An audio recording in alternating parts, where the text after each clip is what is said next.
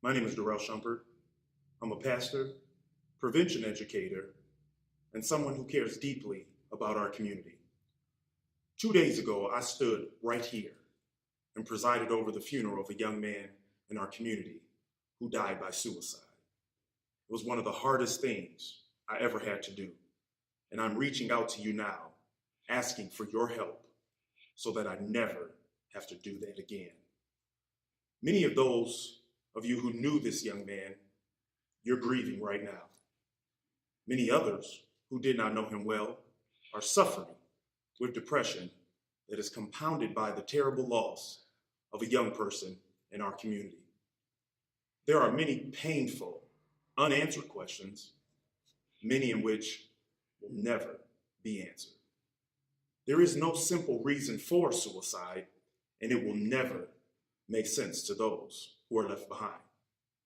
Most often, suicide occurs when someone who has a mental illness like depression and stressors in his or her life overcome his or her ability to see another way out. I need everyone listening to hear me when I say this.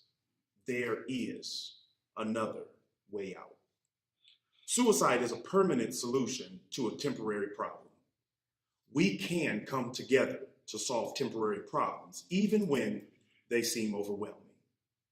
I ask you, join me in responding to this tragedy by helping all those who are suffering to see and understand that there are options. Specifically, I'm asking that you do the following things. Number one, pay attention to any changes in behavior among those around you.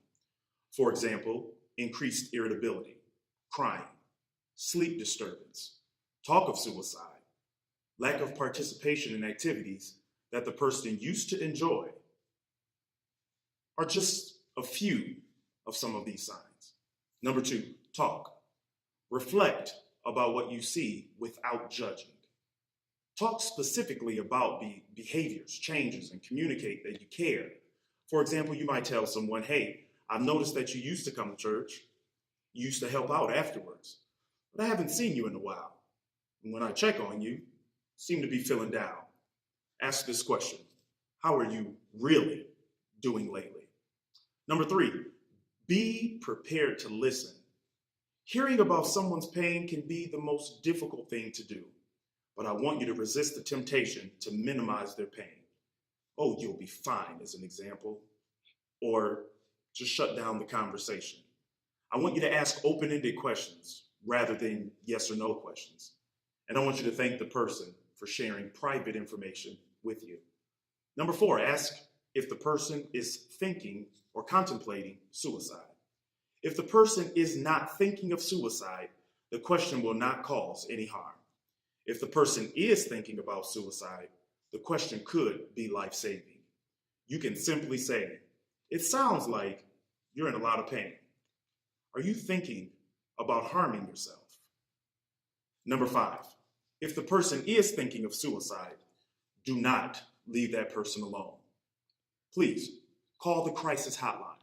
The number is 1-800-888-6161 and ask for advice, support, or intervention if necessary.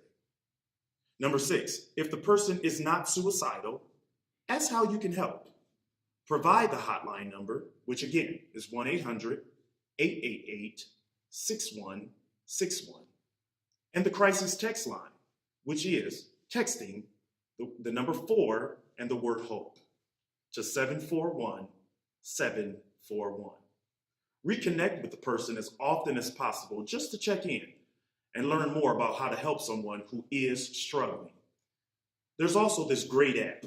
It's called Friend to Friend that lets young people practice talking to their friend about tough mental health topics.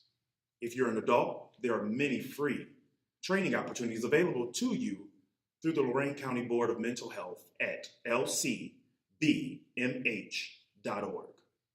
So while this is such an important topic, I tell you what, grab your phone. I just grabbed mine, and I want you to put the crisis numbers in your phone right now. So that way, when you are in a crisis, the hotline is necessary. It's right there. It's right in the palm of your hand. And if there's someone you know who needs this information, guess what? Again, it's right in your hand. I want you to practice helping by using the Friend to Friend app right now. Adults, take a training now as well. You'll feel more confident about how to help if you need to in the future. Here are all those resources again. Remember, get your phone out right now. In your contact list, I want you to put the crisis text line, which is again, 741-741. Even if you need to, take a picture or a screenshot. You can take it of my smiling face. You know who I am. This is Mr. D, Mr. Shumpert. Remember that I told you to please put this contact in your phone. Please. Crisis text line, 741-741. You can use it anytime you need to get advice of what's going on with your friend through a tough time. Or if you are having a tough time yourself, it's free, it's confidential, and it won't get anybody in trouble. You'll be able to text with a crisis counselor to find resources and advice on feeling better or helping a friend. While you're in your contact list on your phone right now, also add the 24/7 mental health crisis hotline, which again, that number is 1-800-888-6161. If someone is suicidal, use this number, 1-800-888-6161. Finally, search for Friend to Friend in your app store. Okay, it looks just like it sounds. Friend, the number 2, friend. Remember, please remember this. You can find all these resources and more at lcbmh.org. There is another way out. Help me share this message of hope. Thank you for listening. God bless.